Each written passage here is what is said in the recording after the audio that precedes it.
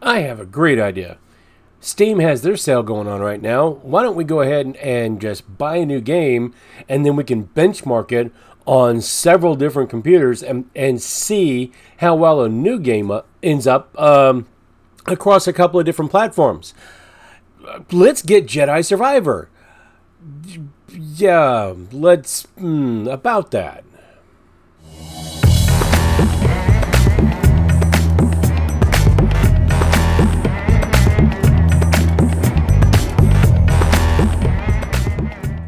Okay, so a few things out of the gate. Jedi Survivor is not without its growing pains. Now, you probably, if you've seen anybody try to play online or any kind of review of the game or any kind of benchmark testing, you'll know that there's some things that have been a little bit wonky as far as frame rates and different cards and different video cards and all that stuff having problems with it.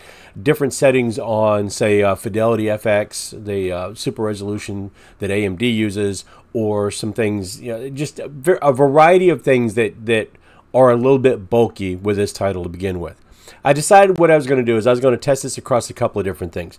My editing rig right now has an AMD Ryzen 7 5800X. It also has an RTX 3060 Ti. We're going to say that's the previous generation AMD with a little bit of a slice of NVIDIA.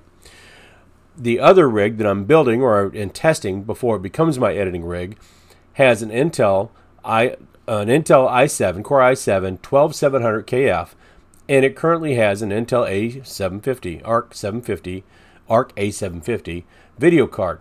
And you're thinking, okay, but we've proven that the DX12 on the A750 is pretty decent. So I figured for now, that's a decent way to look at those two. Then I thought, you know what? I've got something newer. They're both previous generation from AMD and Intel. Let's go back a little bit further beyond the minimum specs.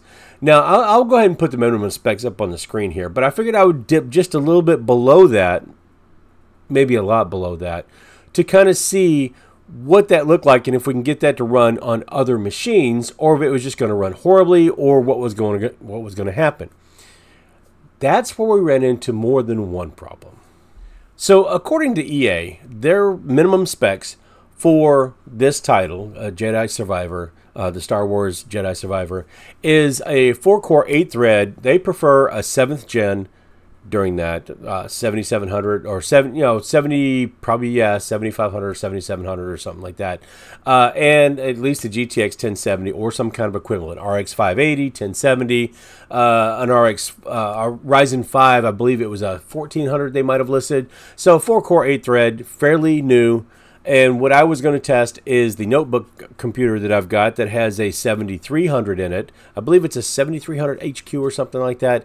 But it's only 4-core 4-thread, and it has a GTX 1050 in it. So that's a little bit below their minimum spec, but I thought, you know what, we'll go ahead and try that out.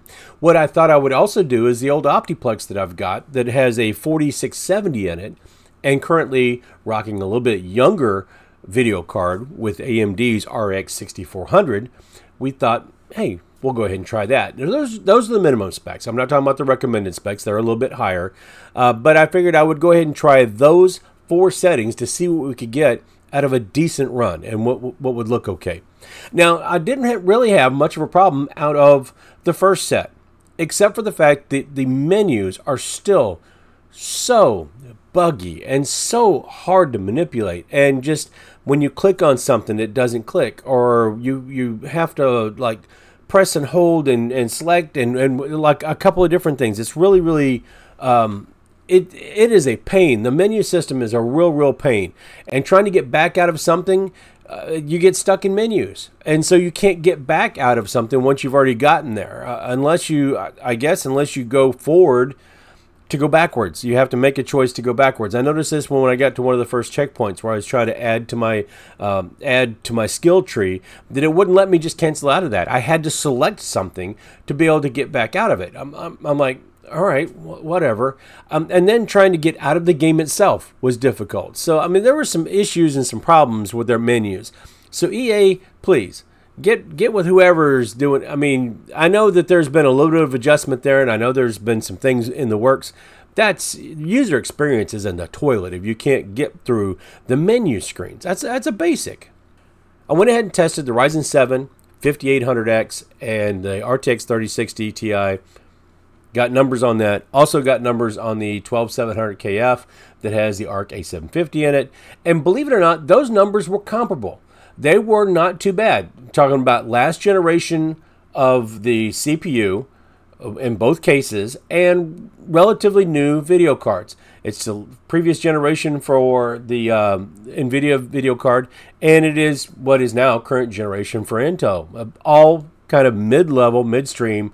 The Ryzen 7 and the Intel Core i7 are upper mid-tier, but still, we're talking about something that's just on the upper mid-tier of range, and the video cards are sort of mid-tier cards.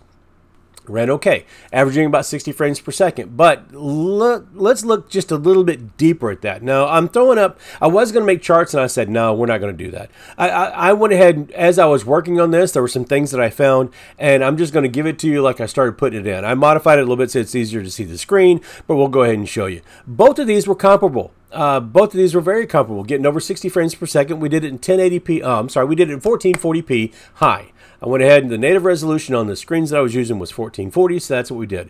1440 high, whatever the selection was, I think it was FSR 2.1 in quality mode, was what was selected, so I left it. I didn't mess with anything else. I didn't mess with any specific settings.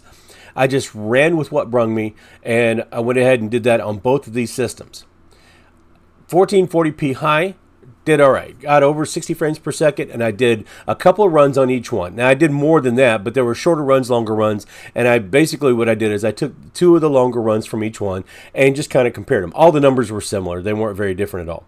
One thing I did notice, though, is the 1% lows and 0.1% lows on the Intel, the all-Intel build, were actually higher, which says, you know, pretty good things for that ARC A750 that I wasn't expecting to say. But in any case, it did run a little bit better, a little bit smoother. Now, I could not tell the difference when I was playing. And when you're getting down where your 1% lows are still in the high to mid-20s or in the 30s, I mean, it's still not too bad. But as far as gameplay, I didn't notice a difference. But when I did compare the numbers, I did see that Intel rig was in better shape or doing better overall than was the AMD NVIDIA rig. Now, moving on to the notebook. Now, this is a Dell laptop. It's a 7000 series. It is 4-core, 4-thread with a GTX 1050 in it. And you figured that's just a little bit below minimum spec. Maybe it's going to suffer a little bit, but if I can run it at 900p or maybe 720p, the screen is a native 1080p screen. But we ran into a different problem. And by different, I mean wouldn't even start problem. So I got to thinking, it's like, this can't be how this is going to trend, right? I tried it a couple different times, and sure enough, when I tried to start the game, it tried to kick on and do the little EA loader or whatever, which is another thing. Companies need to stop doing that. If I buy it from Steam, let me run it through Steam. If I buy it through EA, or if I buy it through Ubisoft or something like that, let me run it through that. Don't make me open up another whole thing. Don't make me, when I'm playing Grand Theft Auto, don't make me go through Steam and have it open up Rockstar or vice versa, or whatever the deal is. Just let me run one launcher, okay? It's bad enough I have to look at 4 different stores. Sidetracked, sorry. Anyway, looking at this and trying to run this, it started, it went ahead and kicked off the EA launcher, and then it kicked out. And then even if I had the EA launcher, even if I had that dashboard open and ready to go, it would start, it would turn that off, it would turn that back on, and it would turn it off, and it would shut out. So even if I had the EA dashboard or launcher already open, I would try to start it from there, and it would kick me over to Steam, then it would kick me back to EA, and then it would shut down. Wouldn't even start. So that was a little bit frustrating in itself, and I thought there's no way that can be a problem. That's got to be a problem with the way I've got that configured, not a problem with the actual game itself not wanting to launch on something below minimum spec. But I've got something else to try. I can try that 4670 that's in the Dell Optiplex that I've had so much fun with, along with the AMD RX 6400, that slimline, that short that fits in the small form factor. And I thought, you know what, we'll go ahead and try it in that. And after several attempts at upgrading or updating the drivers, thank you very much for Windows and for AMD trying to step all over each other when I try to upgrade video drivers. But at least this time, when I upgraded an AMD driver, it didn't completely erase my Windows installation. We had that problem earlier in the year. But when I try to do that, then I get the nice little message that I've tried to run an EA game on too many different systems. Really? EA. I bought it. It's mine. It's coming from... I ran it on Windows 10, ran it on Windows 11. Doesn't matter. I ran it out of the same Steam account. Out of the same EA account. The same IP address. For the base IP address for my home. Didn't change. It's my game. I paid for it. You got the receipt. And I can't run it on a couple of different setups just to be able to test? Not the end of my frustrations with EA. That's the, I mean, that right in itself answers why I haven't bought another EA game. And I'm sorry, because I love Need for Speed and stuff like that. But I mean, some of them, not all of them. But that in itself answers why I haven't bought an EA game since before, or right about the time as the last Star Wars Jedi game came out. I believe that was the last one. And you know, I haven't played hardly any of them for that reason. I can't play it on multiple platforms. I can't decide that I want to pick up a game that I'm sitting here playing on my desk and put it on my laptop and go play it at my sister's house or something. It's too difficult to try to do that. Steam, I don't have any problem with, and it even cloud saves, and I can pick right up where I left off. Yeah, not so much EA. Anyway, thanks for nothing. So in any case, I don't have any benchmarks to be able to show for that because I couldn't even start the game. So that might be forthcoming. That might be something I'm just like, I don't know. I don't want to. Yeah, I don't know. But I'm asking you guys, this is where you guys get to like sound off and participate and all that other stuff. If you already have Star Wars Jedi Survivor, let me know. What are you running? Were you able to run it? What kind of frame rates are you getting? And what kind of resolution are you running it at? Are you able to run it in, say, 1440? Do you have a 4K setup? Are you rocking this thing on a 1080p? Are you using it on a laptop, older or newer setup? Down the middle? I'm sure I can't be the only one that's trying to try this on hardware that's 5 or 6 years old. So I'm curious to know what you guys' situation is and what you're thinking. Because I know it runs good. Runs pretty well. Very well except for the menus. On newer hardware, I'm just kind of curious on running it on older hardware. Because not only will it crash on my notebook, but it won't even let me run on the old Dell Optiplex. So where I thought this was going to be pretty informative and give you guys some examples on hey, this game will run, I started getting more and more frustrated with this game, and I'm going to go back to No Man's Sky and maybe some other stuff and maybe some Battlefield or something. I don't know. Anyway, for what I played of the game, it was okay. The gameplay was all right. Menus are a bust. Not being able to use it on different systems is a bust. And this thing, honestly, after I play test it a little bit and get past the first part of the storyline, is going to gather dust just like the other Jedi game. I hate it. I'm sorry. EA, you can do better. I know you can.